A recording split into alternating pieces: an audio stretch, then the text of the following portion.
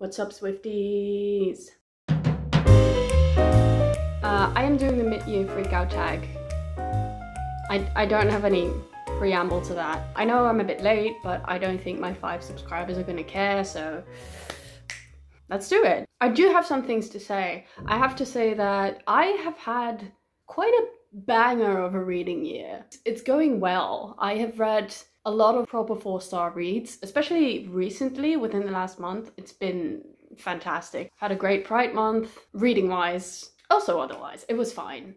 It's just the world was on fire. I did go to school in the beginning of the year, so I read some books for school then, so I didn't have a lot of time for my preferred reading. Now I do, because it's summer. However, I will be going to uni after the summer, so then I will have not much time to read whatever the hell I want. But I'm gonna study literature, so like, I'm still gonna be reading a lot, hopefully. I'm just gonna head into the tag now. Question number 1 is the best book you have read so far this year. Ooh, and I have 2, because I have 2 for a lot of these questions, because I'm not binary, you can't expect me to make a choice. One of the first books that I read this year was Homegoing by Yagiasi. Probably many people are familiar with this one, but this was such a good start to my year. This book is amazing. I think everyone who's read it knows that, but like this was 5 stars, I think I gave it. Maybe 4, but then leaning definitely more towards the 5. This was a very good start to the year, which is why I thought I should definitely give it an honorable mention. But my best book so far of this year,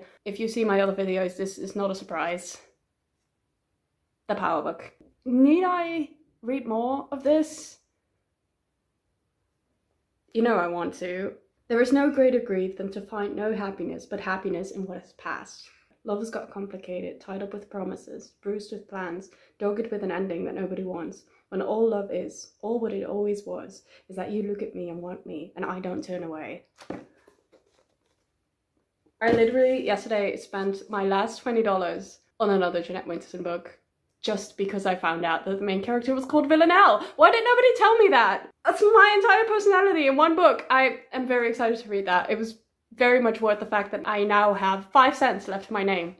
Question number 2 is the best sequel you've read so far, and I don't read sequels. It's been a while, it's been a hot minute since I read series.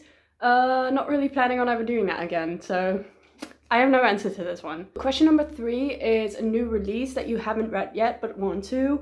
I'm going to say I Kissed Shara Wheeler because everyone is reading it. Also, it's sapphic. Also, I have read One Last Stop, so I feel like I have to. Also, I want to. It's not high on my priority list right now, but I will read it at some point. Ooh, and also, You Made a hold on. You Made a Fool of Death with Your Beauty. Is that it? Yeah, that's it. Fantastic title. I love A Quickie and Mezzy. So I am very excited about that one, but also I haven't read any of her other books aside from Freshwater yet, so maybe I should get on that first. We'll see. And then there's also a Dutch book that I've heard a lot about. It's just called Diep Diep Blauw by Nikki Decker. It looks amazing and I want to read it, but I don't know when I'm going to. Dutch books are very expensive and I am now flat broke. Thank you, Jeanette Winterson. Question number 4 is the most anticipated release of the second half of 2022. Now, I don't really know anything about things that are about to be published. I don't really keep track of any of that, but I am very much looking forward to Big Swiss by Jen Bacon, but that comes out in 2023. But I'm mentioning it anyway because please give me that arc. I want it. I would kill for it. Not literally. I haven't read anything else by Jen Bacon though, because I just recently realized that I could just read something else by her that is already published. So maybe I'm just looking forward to that. Question 5 is my biggest disappointment. I have some hot takes to share. Let's start with some cold takes. I read this. It starts off with this first line. Listen to me. What would happen if I wrote some pages for you? Each day a page to show you that I'm finding a story. The story of how we might have been together once. Of how we could be. We will never be together, sweetheart. I'm too brittle, hidden, and snappish, and you are too married. She had me at that first line, but then the protagonist was 17 years old. I think she did turn 18 at some point, but the other woman was 28 and she was her TA, and it got weird quick and the romance was not good. None of it was as good as that opening line suggested it would be.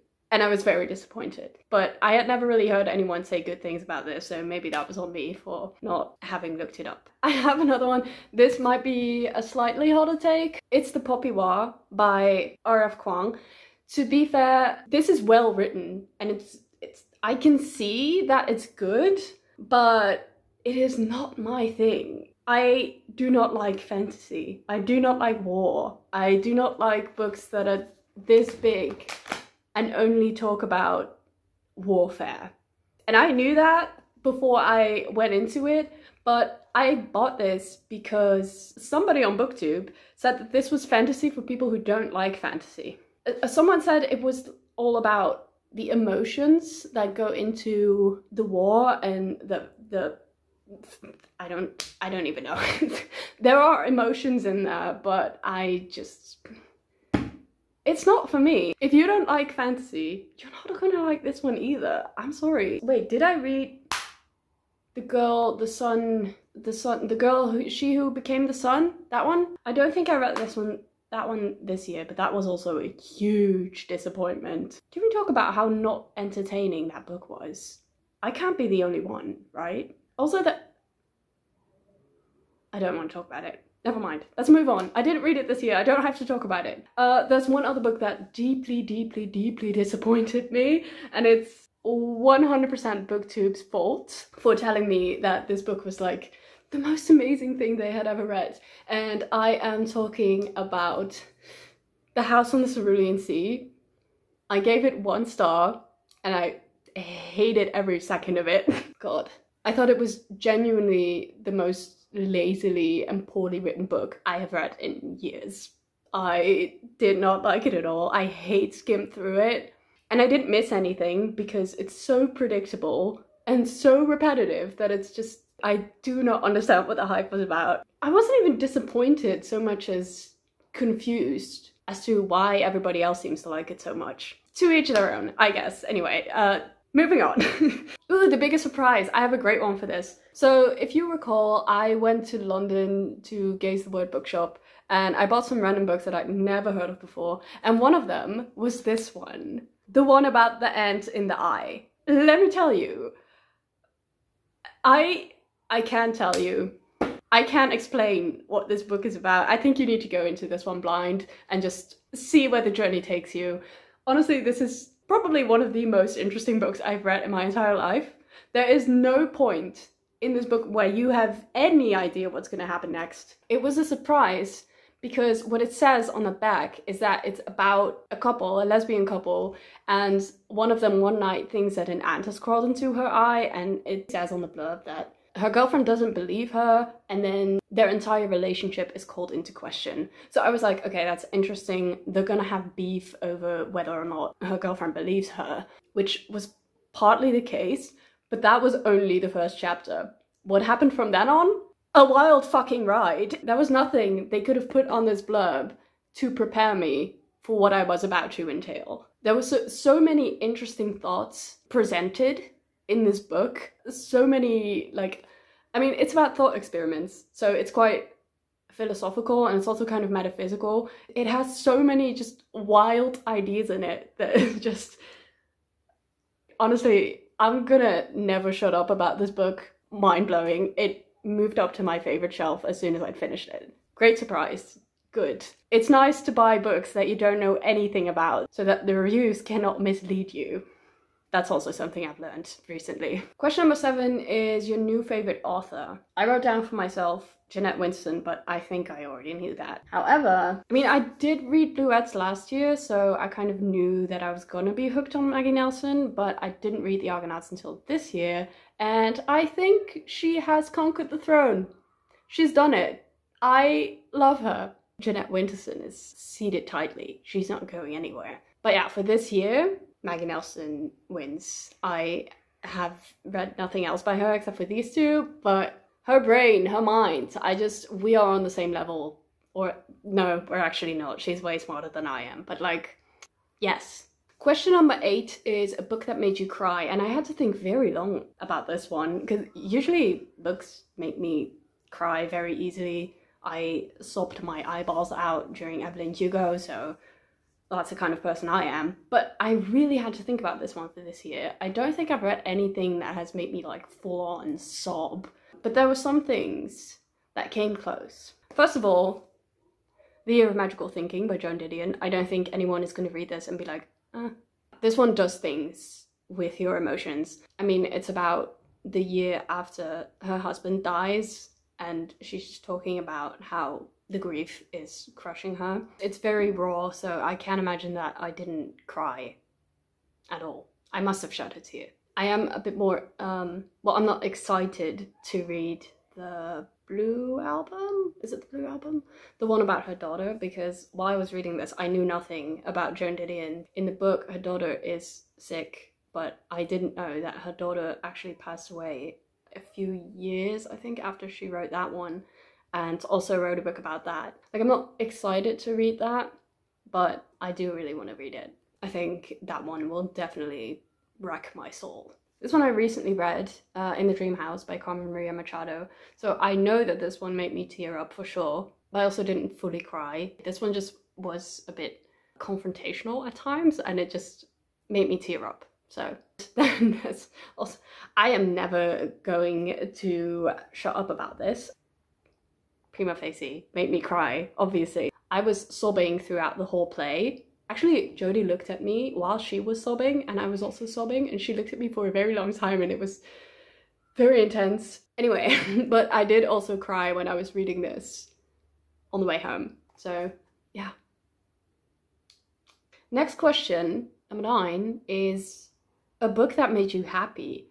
This was even harder to come up with. I don't read books that make me happy. I don't like happiness. Why should I read cheerful books? That's not something I do. I kind of tweaked the question a little bit. These books didn't necessarily make me happy. They made me feel inspired to do the things that make me happy. Yeah, that makes sense. The first one is Letters to a Young Poet by, Rainer Maria Rilke.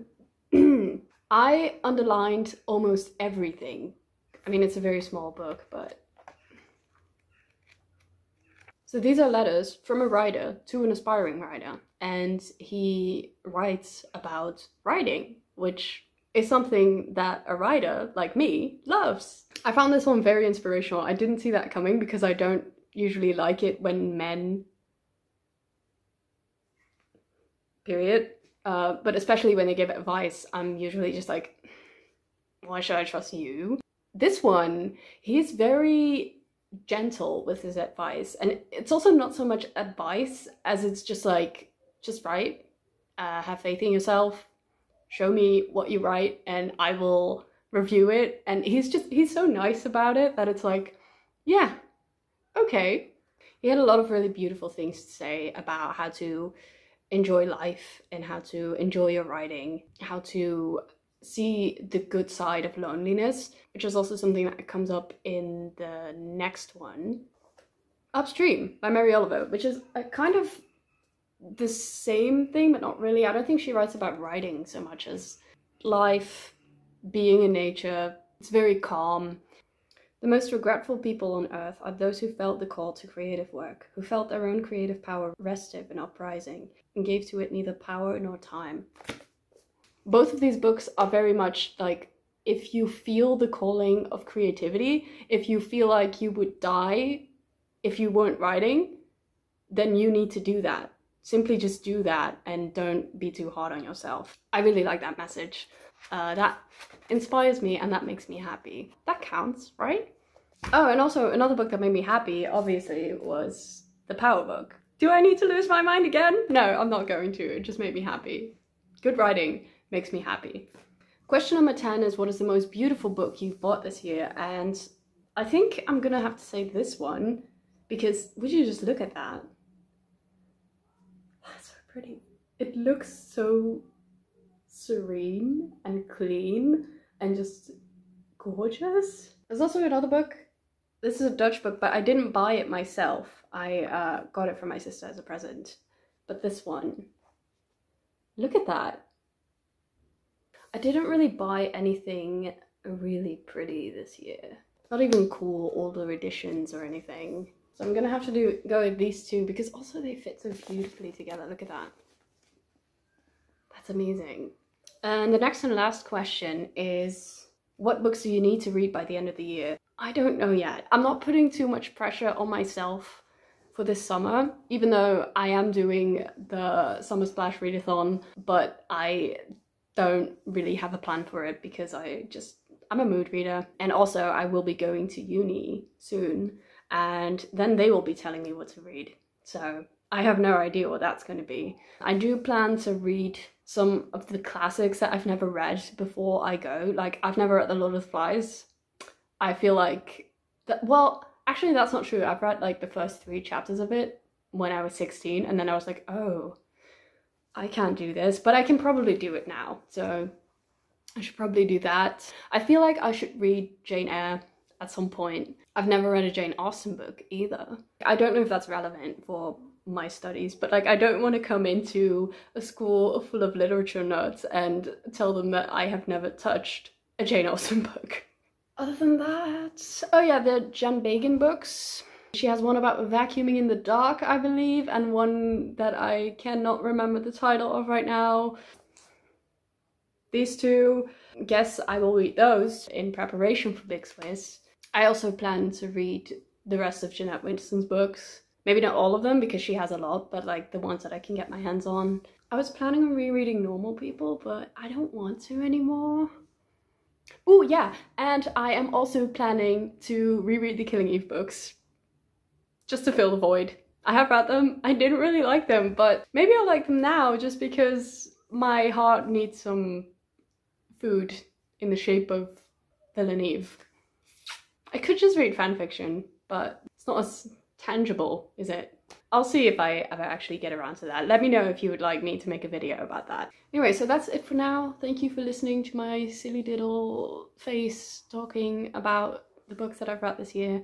Like I said, I had a pretty good reading year, so I feel like I had the authority to tell you about it this time.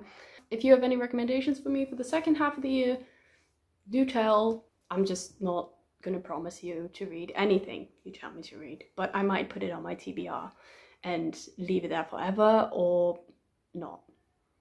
We will see. Do I need an outro? At this point, I've been doing this for a few weeks now and I don't have an opening and I don't have an outro. I'm not a very talkative person, so I don't feel like doing that. I don't like small talk. I don't know. Have a nice day. I can say that. I mean that. Have a nice day. Bye.